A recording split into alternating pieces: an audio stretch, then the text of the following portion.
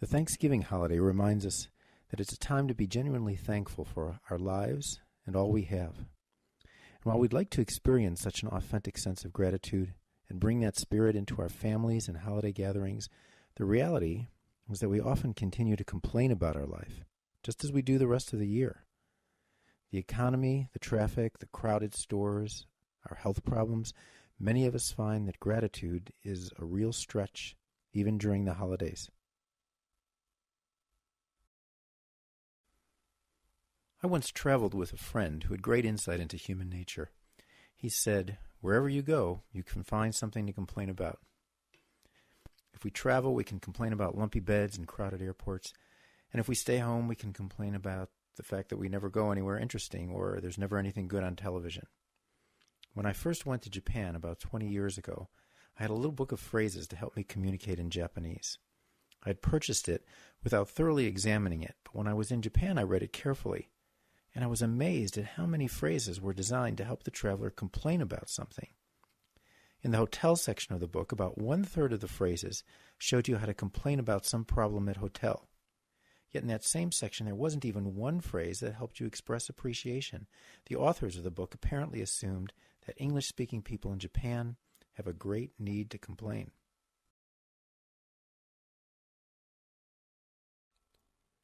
The Benedictine monks have a collection of rules for the monastery. Here is their first rule. Live this life and do whatever is done in a spirit of thanksgiving. Abandon attempts to achieve security. They are futile. Give up the search for wealth. It is demeaning. Quit the search for salvation. It is selfish. And come to comfortable rest in the certainty that those who participate in this life with an attitude of thanksgiving will receive its full promise. So how do we go from a complaining life to one which cultivates and is grounded in a spirit of thanksgiving? Well, first, I should warn you that if you stop complaining, you'll lose much of the so-called drama of your life when you notice what's okay instead of complaining. And you'll lose the sympathy of others that sometimes, though not as often as you'd like, of course, stimulated by your complaints. Nobody has sympathy for you because your car started this morning, and it's not particularly dramatic to tell a story of how tirelessly your furnace worked on a chilly evening. Some of us don't want to give up the drama and sympathy of talking about how difficult our lives are. We like the spotlight to shine on our suffering. We know that everyone is suffering, but we want to advance the claim that our suffering, my suffering, is somehow special, somehow different. Many people believe that gratitude is directly related to our circumstances. In other words, the more we have to be grateful for, the more grateful we will be. This sounds logical, but in reality, our circumstances have only a small impact on how grateful we are. Being in good health or having an abundance of food or a comfortable place to live don't necessarily result in gratitude. Neither does winning the lottery. As often as not, these things just simply result in our taking them for granted. In fact, children with the greatest emotional and psychological difficulties are children in wealthy families. To be fair, circumstances may play a role in stimulating gratitude, but it's not a very prominent role, and often it's just a temporary one. Elie Wiesel is a Holocaust survivor and a recipient of the Nobel Peace Prize. At the age of 15, he was thrown into Auschwitz, where he spent nearly a year experiencing some of the greatest horrors a human being can experience. Now, several years ago, he was interviewed by Oprah Winfrey about his recovery from his experience. And when he was asked about gratitude, this is what he said. "After the war, I went around telling people, 'Thank you for just living, for being human.' And to this day, the words that come most frequently from my lips are thank you. When a person doesn't have gratitude, something is missing in his or her humanity. A person can almost always be defined by his or her attitude toward gratitude. For me, every hour is grace, and I feel gratitude in my heart each time I can meet someone and look at his or her smile." When researcher Robert Emmons conducted a survey of several hundred people who were suffering from disabling diseases, one of his conclusions was that gratitude is independent of one's objective life circumstances. So if this is true, then what are the key factors in creating an authentic sense of gratitude? I first discovered a clue to this question about 20 years ago when I was hiking in the Blue Ridge Mountains in Virginia on a lovely spring day. I had set out on a sunny Sunday morning to climb a trail in the mountains which allegedly led to a splendid ridge from which mile after mile of mountaintop could be viewed. The trail was rocky, and it ran along a creek winding through dense forest of pine, hemlock, and maple. Summer winds and storms had resulted in an abundance of fallen trees and limbs blocking the path, sometimes requiring a detour or a brief climb before continuing up the trail. After 2.5 hours of effort, my destination was reached, and the view surpassed its reputation, joined by a cool breeze soaring up the valley walls and 1 or 2 wandering clouds in the distance. As I sat there and enjoyed the view, my mind went back to the difficulty involved in making my way past all the fallen timber on the way up. I distinctly remembered one section of the trail which looked like a hurdles event in the Olympics, and another case in which a large tree with a double trunk required a skillful slither above the lower trunk and below the upper one. How much easier it would have been had the fallen timber been cut away with a chainsaw, leaving only a pleasant, unobstructed path all the way to the top. Now at that moment I remembered something. I vaguely recalled that some of the timber had in fact been cut away to clear the path. Yes, I was sure of it. Among all the climbs and jumps and detours, there were at least a few instances in which the timber had been cut away so that the section blocking the path had been removed, leaving the bottom and top section of the tree remaining on either side of the trail. How interesting it was that I could so clearly remember those trees that hindered my way, but only with the greatest of effort could I recall that there were obstacles that had been removed. As I made my return down the mountain, I noticed there were quite a few of these cut trees, so I decided to do some research. And for a brief period, I counted both the trees that were obstacles as well as those that had clearly been cut to clear the path. Now the former were easy to count, because if I didn't pay attention to them, I would trip and fall. But the latter required an extra effort of concentration, since I had to scan the borders of the path to look for the cut ends of these logs. At the end of my sample period, I counted 42 pieces of timber that had to be overcome, requiring various levels of effort.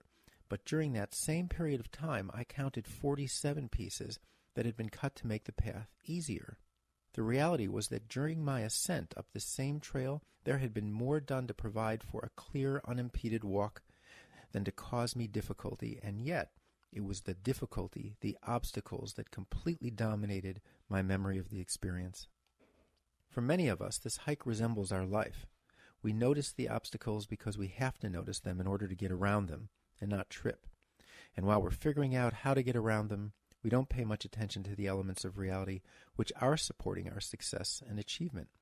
It's easy for our minds to become immersed in the obstacles while the clear sections of the path quickly fade from view.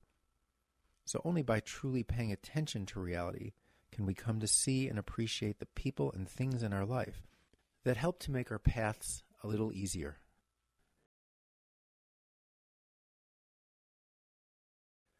I teach Japanese psychology at the Todo Institute in Vermont, and one of the approaches I teach is a method of self-reflection called Naikan. My experience on this hike led me to discover a maxim which we use here in our work, and the maxim is, your experience of life is not based on your life, but on what you pay attention to. In the 20 years that I've been studying and teaching about self-reflection, I've found that this maxim says as much about our happiness as it does about our suffering. And I've found that it's one of the fundamental ingredients to a life of gratitude instead of a life of complaining.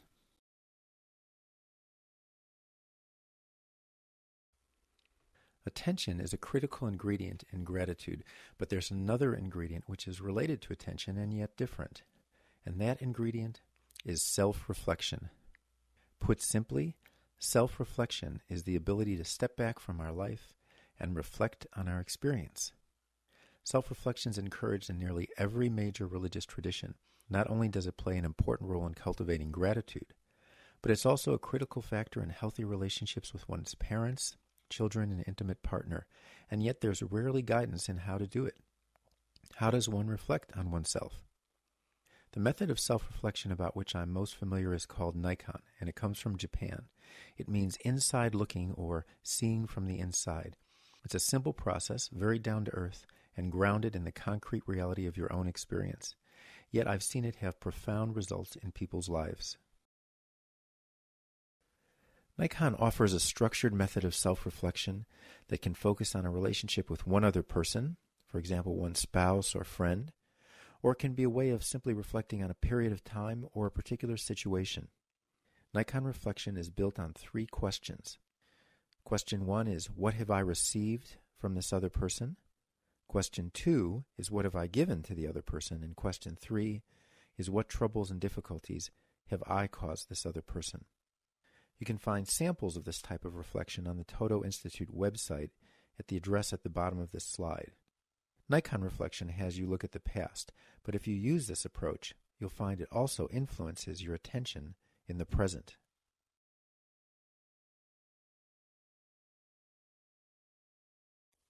Here's a wonderful quote by Rabbi Harold Kushner, which points to the discovery of gratitude in the recognition of the support that we receive in our everyday existence.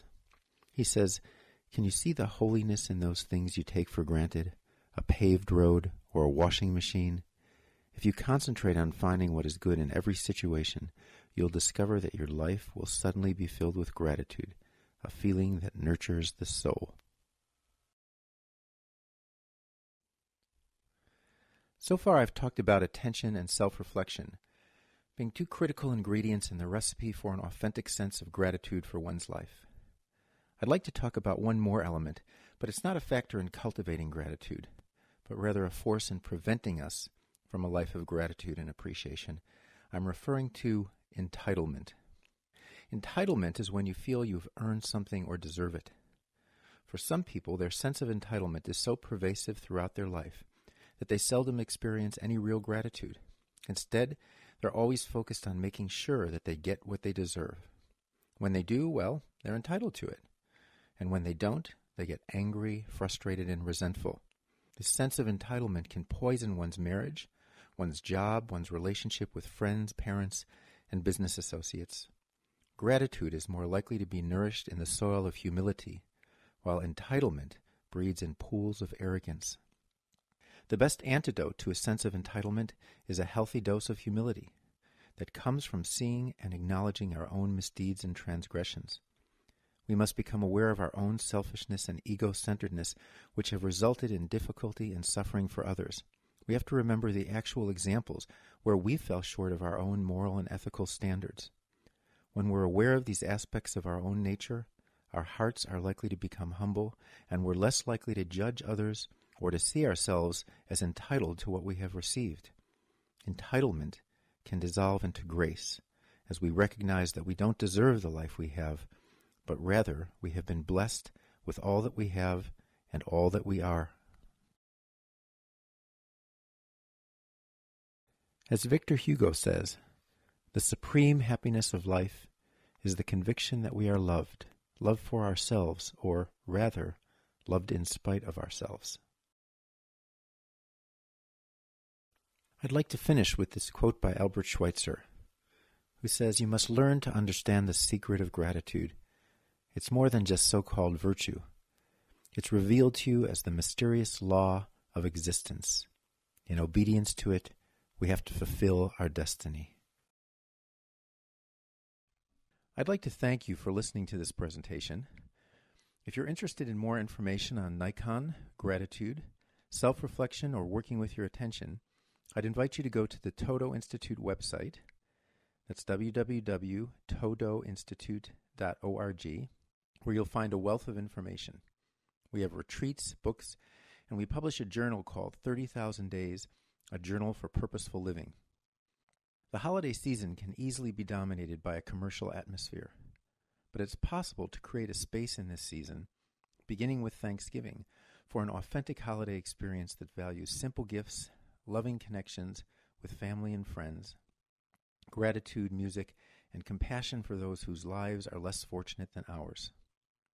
So let's resist the commercial tug, step back, and create a memorable holiday experience for our families and communities. Have a wonderful holiday season, and please inspire others to do so as well. Thank you.